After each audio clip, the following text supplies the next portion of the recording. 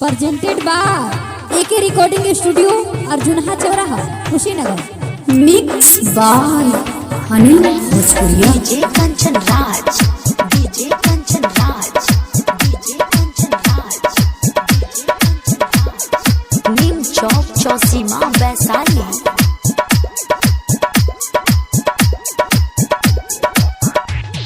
सुन सखी भातारा के खेला हो, रात भर में तीनों बार लेला हो, रात भर में तीनों बार लेला हो। सुन सखी भातारा के खेला हो, रात भर में 4 बार लेला हो। कबो सुता के कबो निहुरा के तनिको ना दर्द देला हो।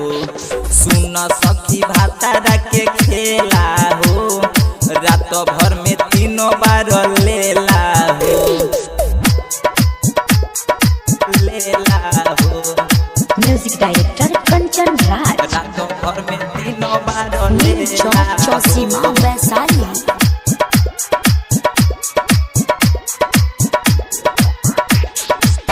नया भइल बाटे सखी हमार गावाना, छोटे छोटे बाटे हमरो फुलावाना। नया भइल बाटे सखी हमार गावाना, छोटे छोटे बाटे हमरो फुलावाना।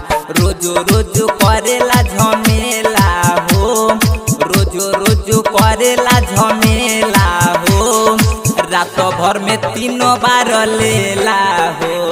सुन सखी भातारा के खेला हो, रात भर में 4 बार लेला हो, लेला हो। डीजे कंचन राज, रात भर में तीनों बार लेला हो। नीम चौक चौसीमा वैशाली। रहले अगुआ है अजित अकेला, पहिले रहले उ पहिले झमेला। रहले अगुआ है अजित अकेला, पहिले रहले उ पहिले झमेला। सूरज नीतीश करी खेला हो, जलावा जितेंद्र करी खेला हो। रात भर में तीनों बार लेला हो। सुन सखी भातारा के खेला हो, रात भर में 4 बार लेला हो। अरे